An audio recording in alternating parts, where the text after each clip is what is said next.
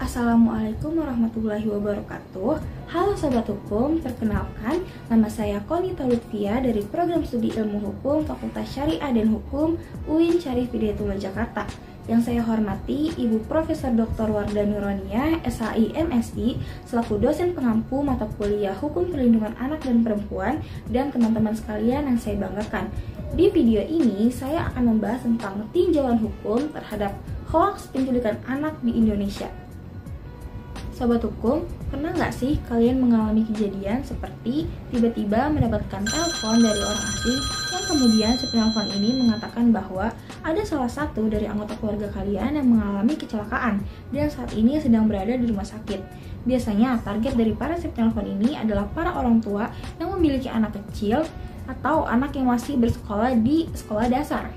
Kemudian biasanya para penelpon ini akan meminta untuk ditransfer sejumlah uang dengan alasan bahwa si anak tersebut mengalami kecelakaan yang cukup parah sehingga harus segera dilakukan operasi atau tindakan yang lebih lanjut lainnya. Jika kalian atau orang tua kalian langsung mempercayai omongan dari si penelpon tersebut dan langsung mentransfer sejumlah uang ke nomor rekening si penelpon tersebut, yap, kamu baru saja menjadi korban dari hoaks penculikan anak atau penipuan bermodus anak hilang. Modus ini sudah beredar sejak lama dan masih beberapa kali terjadi sampai hari ini. Biasanya si penelpon ini menelpon secara acak. Ada juga yang mengaku sebagai polisi, guru, atau bahkan sebagai petugas rumah sakit. Tentu saja para orang tua, terutama seorang ibu, akan merasa panik ketika mendapatkan telepon seperti itu dari orang asing dan akan langsung mentransfer sejumlah uang yang diminta oleh si penelpon tersebut tanpa berpikir panjang. Padahal, ini semua hanya akal-akalan dari penipuan mereka saja. Hal semacam ini bukan hanya kejahatan, tapi juga bentuk eksploitasi terhadap hubungan emosional antara orang tua dengan anak. Kalau kita lihat dari sisi hukum, tindakan ini bisa dikenakan beberapa pasal penting loh Sobat Hukum.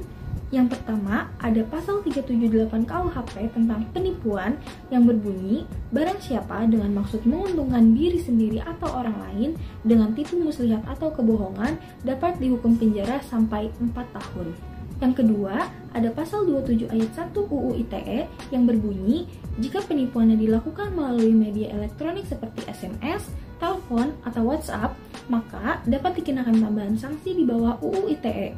Kemudian, jika si pelaku menyamar menjadi polisi atau tenaga medis, maka hal ini dapat dikenakan pasal pemalsuan identitas, yaitu berdasarkan pasal 263 KUHP.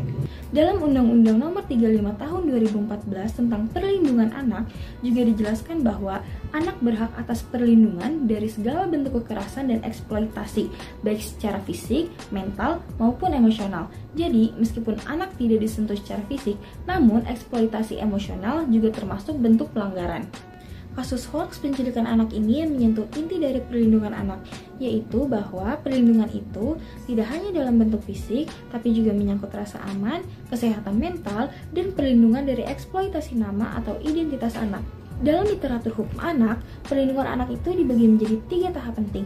Yang pertama adalah preventif, yaitu upaya pencegahan sebelum anak menjadi korban.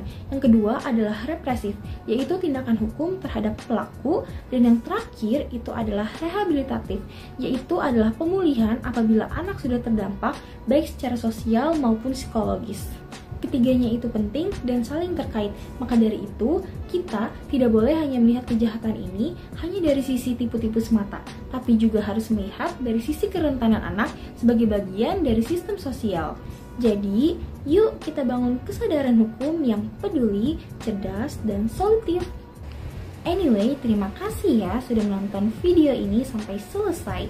Don't forget to think before you share, cross-check before you panic, and speak up before hoax jadi bencana.